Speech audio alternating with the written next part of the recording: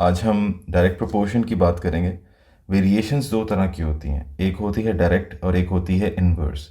अगर मैं डायरेक्ट की बात करूं तो डायरेक्ट प्रोपोर्शन क्या होती है उस पर हम पहले चलेंगे, फिर मैं इनवर्स पे चलूँगा। और इस डायरेक्ट प्रोपोर्शन में लीनियर, स्क्वायर और स्क्वायर रूट्स और क्यूबिक वेरिएशंस दोनों आ जाती हैं। इसकी नोटेशन यूज़ करनी आनी चाहिए। इसमें एग्ज़ाम के अंदर किस तरह पूछी जाती हैं, पहले हम बेसिक कॉन्सेप्ट पे चलते हैं और फिर हम आगे क्वेश्चंस की तरफ चलेंगे।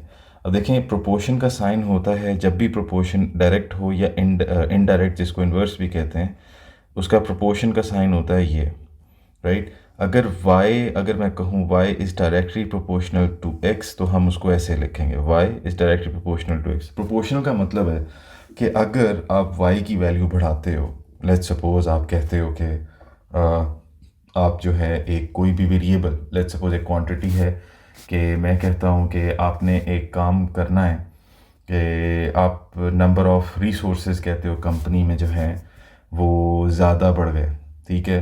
तो क्या उसमें प्रोडक्टिविटी उसकी ज़्यादा बढ़ गई? क्या ये प्रोपोर्शनल थी? प्रोपोर्शनल का मतलब है कि अगर आपने नंबर ऑफ़ रिसोर्सेज बढ़ाए तो उसकी प्रोडक्टिविटी भी बढ़ गई। ऐसा नहीं था कि नंबर ऑफ़ रिसोर्सेज बढ़ाए तो प्रोडक्टिविटी गिर गई। ऐसा हो सकता है, लेकिन प्रोपोर्शन का मतलब है कि जब आप एक क्वांटिटी बढ़ाते हो तो दूसरी क्वांटिटी भी बढ़ जाती है, ठीक है। जैसे सपोज़ करो, अगर मैं कहता हूँ कि मैंने नंबर ऑफ़ एप्पल्स ख़रीदे, वो उसकी क्वांटिटी बढ़ा दी मैंने, तो जो उसका वेट है वो भी बढ़ गया। तो ये प्रोपोर्शनल है, क्वांटिटी और वो, राइट। तो इसीलिए जो प्रोपोर्शनल ये चीज़, डायरेक्ट प्रोपोर्शन का मतलब ये होता है कि if one quantity increases the other increases as well. तो अगर ऐसा है कि अगर वो क्वांटिटी डिक्रीज़ हो, जिस तरह वाई डिक्रीज़ हो, तो एक्स भी डिक्रीज़ होती है। इसको सॉल्व करने के लिए जब भी प्रोपोर्शनल का साइन हटता है हम यहाँ पे कांस्टेंट रखते हैं। कांस्टेंट, अब ये अक्सर ऐसा होता है कि कांस्टेंट का मतलब ये होता है कि ये प्रोपोर्शनैलिटी साइन हटा है तो ये हमने इक्वालिटी लेके आए हैं। और ये जो कांस्टेंट होता है, इस कांस्टेंट को सॉल्व करने के लिए आपको एक पर्टिकुलर सोल्यूशन दे दिया जाता है। जैसे आपको ये कह दिया जाएगा कि find the value of x, ठीक है, find the value of x when y is 3, given that y is 1 when x is 4, right. So अगर y की वैल्यू 1 है जब x 4 है, तो अगर मैं k की वैल्यू फाइंड करना चाहता हूँ, ये पर्टिकुलर सोल्यूशन है।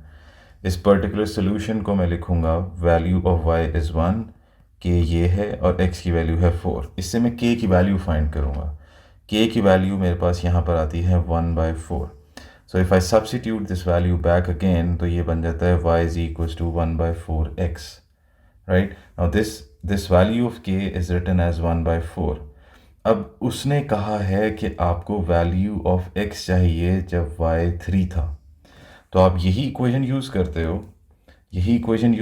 हो। y जो है वो 3 है, यहाँ 1/4 आता है और यहाँ x आ जाता है, और यहाँ पे x की वैल्यू जब आप सब्सिट्यूट करते हो तो you will get x is equals to 12, क्योंकि ये क्रॉस मल्टीप्लाई होगा। पहले तो मैं इसको सॉल्व कर देता हूँ। ये बन जाएगा 3/1 और ये बन जाएगा x/4। क्रॉस मल्टीप्लाई करो और ये आपके पास आ जाएगा 3 multiply by 4 is equals to x, तो x is equals to 12। So the value of x इज़ 12 when y is 3। Okay, so एक ये चीज़ आ गई। ये डायरेक्ट प्रोपोर्शन में इस तरह की चीज़ें दे दी जाती हैं। एक्स स्क्वायर भी हो सकता है, क्यूब भी हो सकता है, सेम प्रोसेस होता है। तो चलते हैं इन्वर्स की तरफ।